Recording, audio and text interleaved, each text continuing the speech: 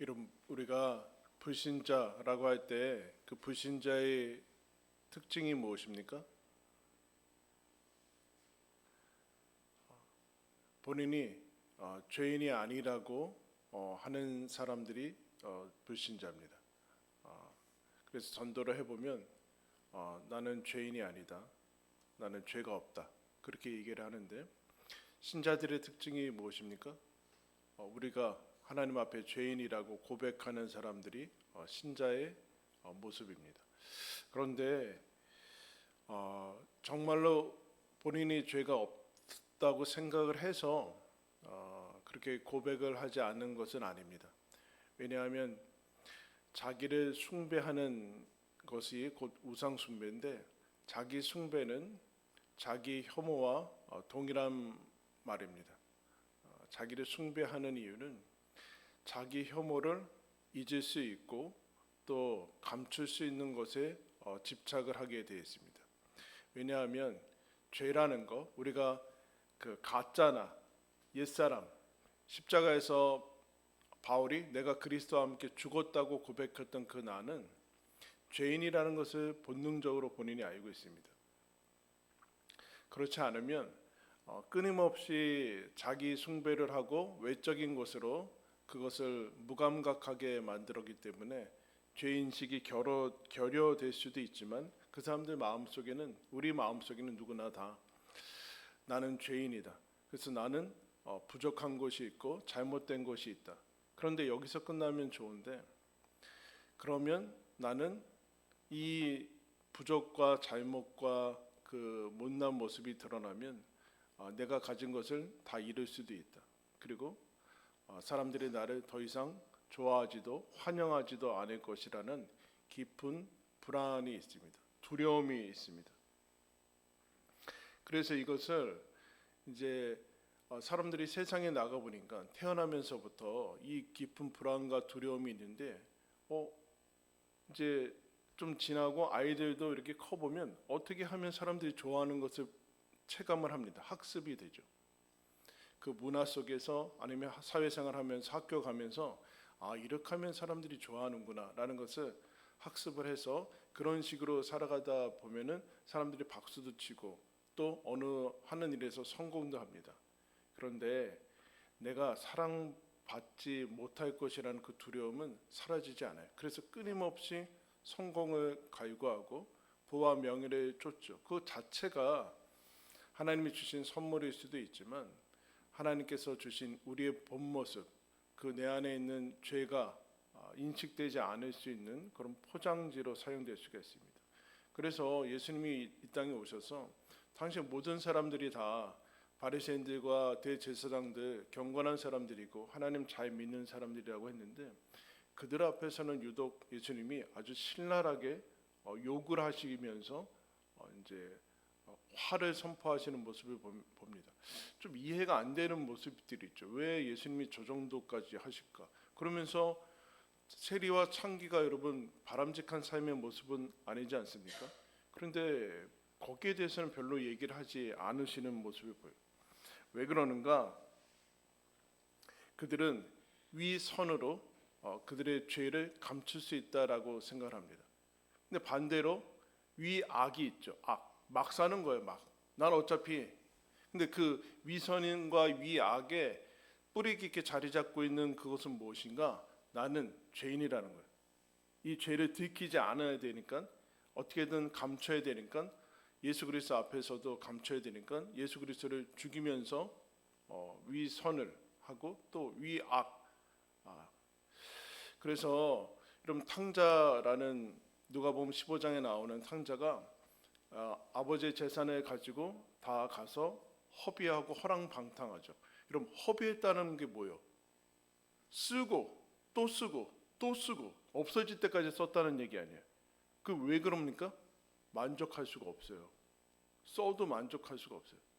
계속 써도 뭔가를 해도 만족할 수가 없어요. 바닥이 나야 돼요. 바닥이. 그러면 채울 수 있는 것이 없네요. 유대인들이 혐오하는 돼지 그 사료로도 본인의 허기를 채울 수가 없어요. 이 허기. 무슨 허기일까요? 나는 사랑받고 사랑할 수 있는 존재라는 그 허기를 채울 수가 없어요. 어떤 것으로도. 그래서 여러 가지 것들을 찾아다니지만 그 핵심에는 자기 정죄와 자기를 한심하게 보고 나는 사랑받을 자격이 없다. 나는 그냥 그래서 누군가 우리가 인간관계 속에서 내가 누군가에게 뭐 사랑하는 가족들에게 뭐 사소한 잘못을 할 때도 있고 뭐 그럴 때도 있는데 내가 잘못을 했어요. 남편이 아내한테 잘못을 했어요. 뭐 어떤 뭐 기분 나쁘게 상하게 하고 그러면은 남편이 어떻게 해요? 무릎 꿇고 석고대죄하고 뭐 3일 동안 그러고 있습니까? 뭐 시간이 지나고 그러면 미안하다 그러면 이제 아내가 용서를 괜찮다고 그렇게 해주겠죠.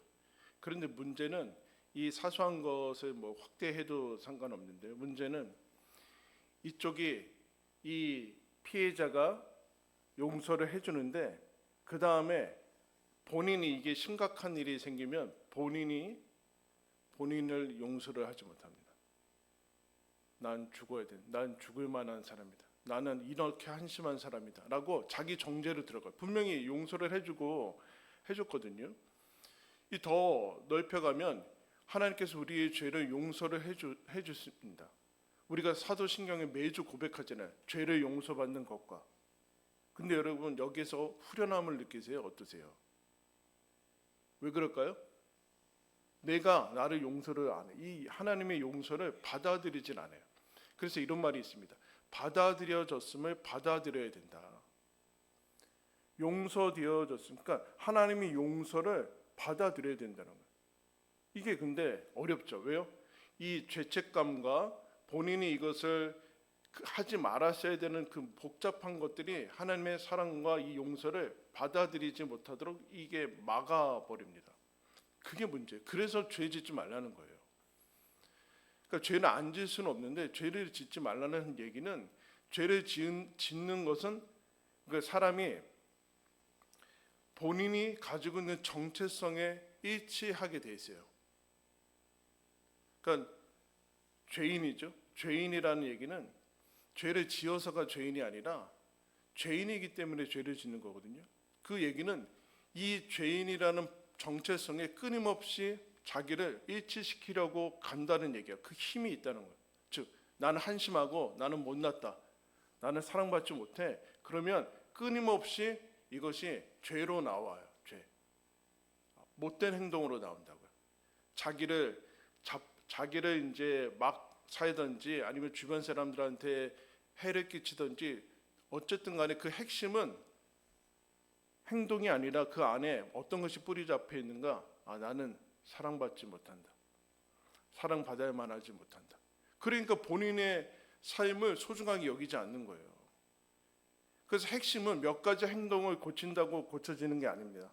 고쳐지지 않아요. 그래서 고쳐지지는 않고 이 뿌리 깊게 가장 깊은 곳에 자리 잡고 있는 이 죄의 문제가 해결돼야 되는데 사도 바울이라는 사람이 여러분 예수님 만나기 전에 얼마나 기세등등한 사람이었습니까? 이 사람은 자기 숭배를 넘어서 자기 혐오를 하지 않는 오히려 나르시시즘 정도 되는 그냥 자기 의에 충만했던 사람이거든요. 근데 예수님 만나자 본인이 얼마나 심각한 본인이 죄인이라는 것 자체도 몰랐던 심각한 그런데 주변 사람을 죽이고 있잖아요.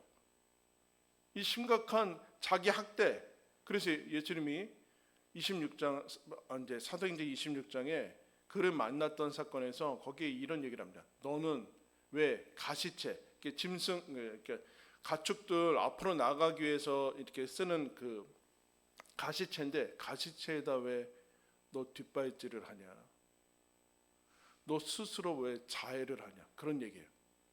나는 자해를 한 적이 없는데 나는 예수 믿는 사람들 핍박하면서 그랬거든요. 근데 예수 믿는 사람들이 핍박하고 사람들 못되게 구는 게 뭐냐면 결국엔 자기 자신을 핍박하는 거예요. 왜요? 자기가 못났으니까. 자기가 자기 사는 게 싫고 자기 존재가 싫으니까 이런 식으로밖에는 표현이 안 돼요. 즉 내 안에 죄가 이긴 거죠. 그 정체성에 붙이는 거예요. 여러분들이 왜 그렇게 살고 있는가? 자기 정체성이 나타나는 거예요. 자기 정체성. 그런데 이것을 예수님께서 어떻게 십자가에서 해결을 하시는가? 여러분, 죄의 고백은 공포를 가져옵니다. 공포. 죄가 드러나면은 나는 이제 망했고 더 이상 사람들이 나를 사랑하지 않고 이 사람이 나를 떠날 거야. 연애하는데 내 본 모습을 알면은 내 사랑하는 사람이 떠날 거야. 전전긍긍하는데 고백해야지만 어떤 일이 일어나는가? 예수님께서 십자가를 들이대시죠. 우리들한테 십자가를 들이대시는데 여기에서 반드시 거쳐야 되는 것은 무엇인가? 죄를 고백해야 돼요. 그러면 왜 고백하라고 하는가? 용서해 줬는데 고백을 해야지만, 죄를 고백해야지만 거기서 벗어날 수 있어요.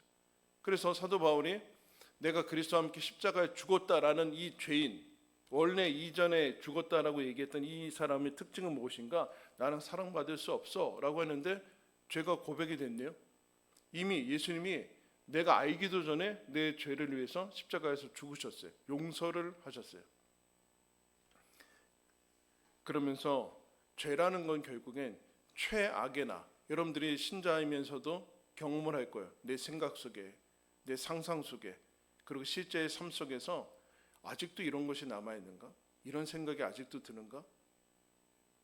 그런 것들이 스쳐 지나갈 때 그 최악의 자리, 바닥을 보는데, 아까 탕자가 어떻게 합니까? 바닥을 쳤는데 그때 아버지 집이 생각이 납니다.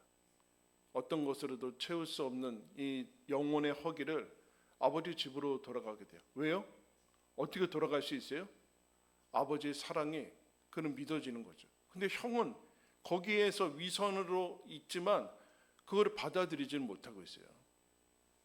아버지와 함께 있는데 아무것도 누리지 못하고 있습니다. 아무것도 누리지 못해요.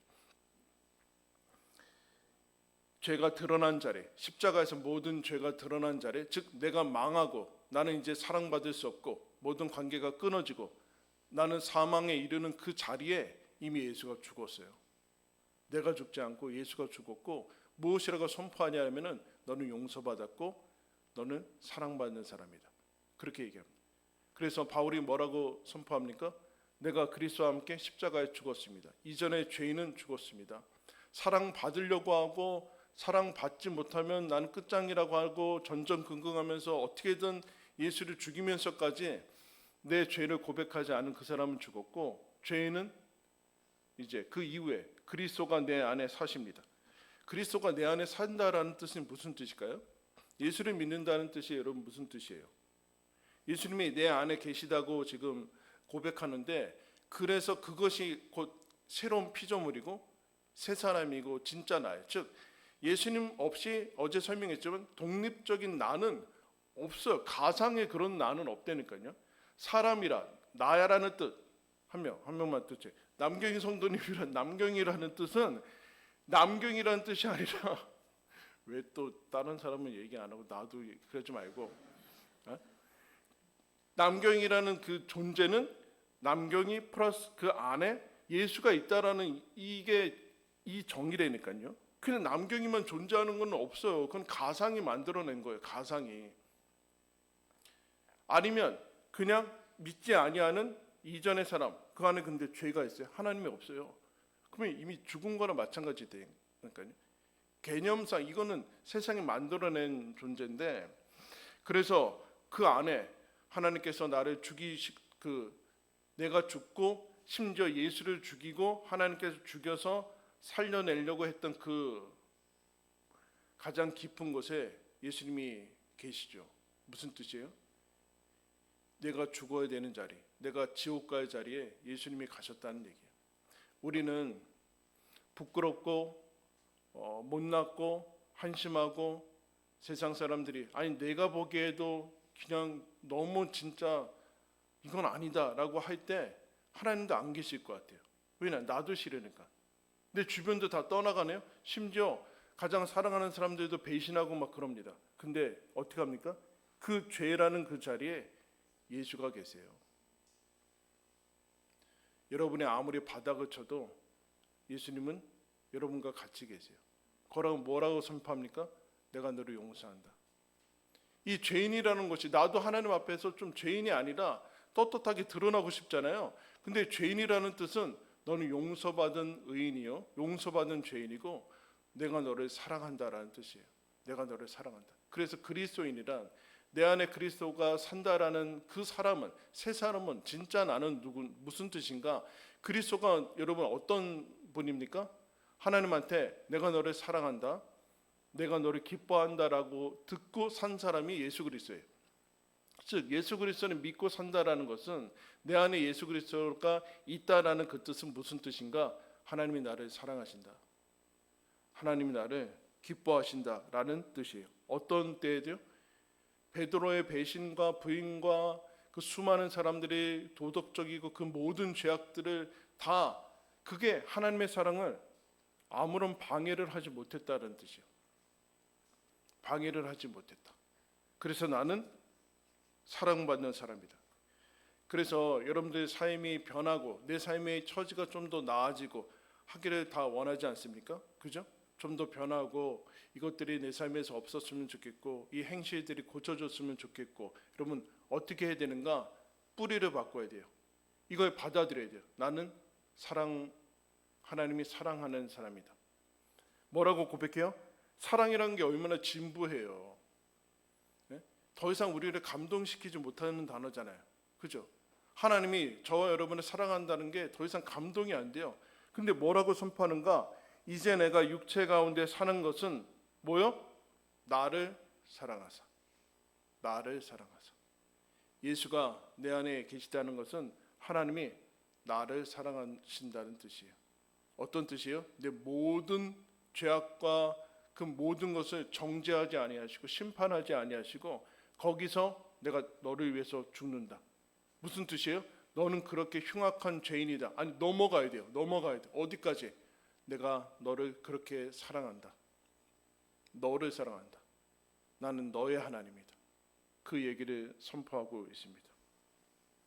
내 안에 그리스도께서 언제나 사셔서 하나님이 나는 너를 사랑한다, 너의 어떤 모습도 나에게는 소중하다라고 말씀하시는 것을 여러분 믿으시면서 우리에게 주어진 인생을 살아가시기를 예수님의 이름으로 축원합니다. 기도하겠습니다. 하나님 아버지, 우리는 우리 안에 죄와 허물과 부끄러운 모습을 보며 여전히 하나님이 예수 그리스도를 통해 부어주신 용서와 사랑을 잘 받아들이지 못합니다. 믿지를 못합니다. 그래서 하나님 여전히 예수님이 십자가에서 죽어서 다시 산 그 새로운 사람으로 살아나가지 못하는 것을 봅니다. 그러나 주께서 오늘도 우리에게 선포합니다. 너는 사랑받은 사람이요, 사랑하는 사람이요, 선한 존재요, 가장 귀하게 만든 하나님의 아들이요 딸이라고 선포하고 있습니다. 여기에 우리의 깊은 이 나의 신분과 정체성에 내 삶을 맞추며 믿으며 살아나가는 영광을 누리게 하여 주옵소서. 예수 그리스도의 이름으로 기도드리옵나이다. 아멘.